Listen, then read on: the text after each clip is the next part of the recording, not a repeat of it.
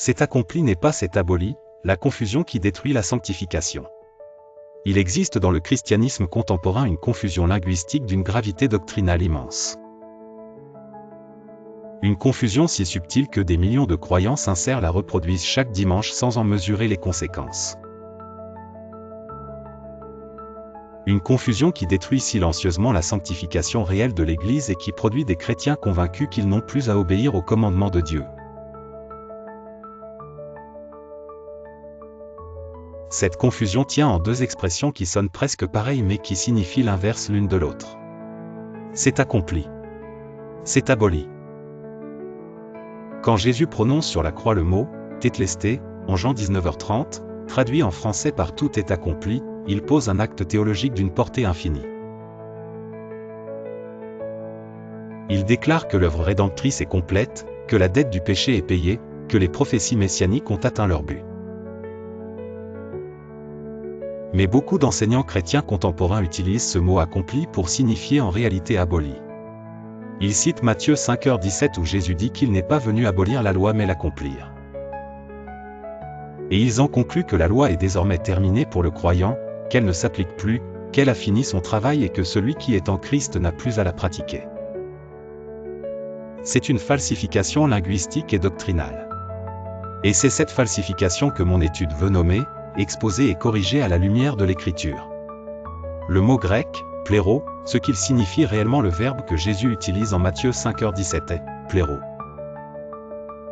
Sa signification première est remplir, faire atteindre la plénitude, conduire à l'accomplissement total. Il vient de la même racine que pléroma, la plénitude, la complétude. Ce mot ne signifie jamais terminer dans le sens de mettre fin à. Il ne signifie jamais supprimer. Il ne signifie jamais annuler. Il signifie toujours remplir jusqu'à la plénitude, conduire à la réalisation complète, faire atteindre le but visé. Quand l'Écriture dit que les temps furent accomplis pour la naissance de Jésus selon Galates 4h4.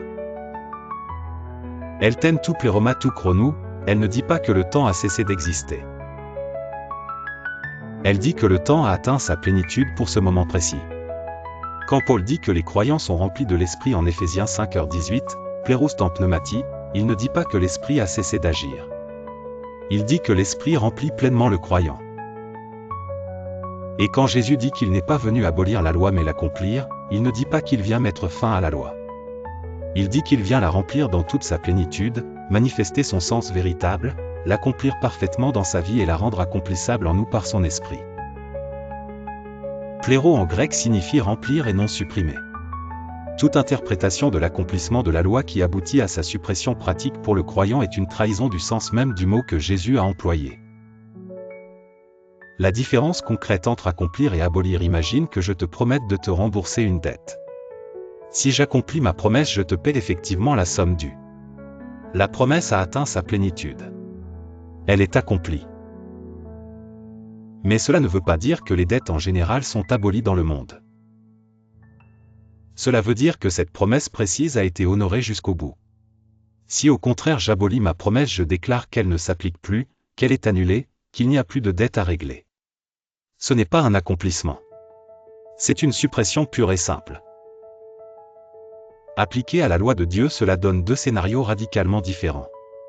Si Christ accomplit la loi, il vit parfaitement chaque commandement. Il rend manifeste leur véritable sens. Il paie la malédiction que la loi prononce contre les transgresseurs selon Galates 3h13. Et il produit en nous par son esprit l'accomplissement de la justice de la loi selon Romains 8h4. La loi reste en vigueur. Elle est honorée. Elle est intériorisée. Elle est aimée. Elle est obéie. Mais elle reste la norme qui définit la vie sainte du croyant régénéré. Si Christ abolit la loi, il déclare que les 10 commandements ne s'appliquent plus aux croyants. Plus d'interdiction de l'idolâtrie. Plus d'obligation du sabbat. Plus d'interdiction du meurtre. Plus d'interdiction de l'adultère. Plus d'interdiction du mensonge. Plus d'interdiction de la convoitise. Le croyant pourrait théoriquement transgresser tous ces commandements sans que cela soit considéré comme un péché puisque la loi qui les définit serait abolie. Serge le prédicateur t'encourage. Et viens lire la suite sur sergelepredicateur.fr.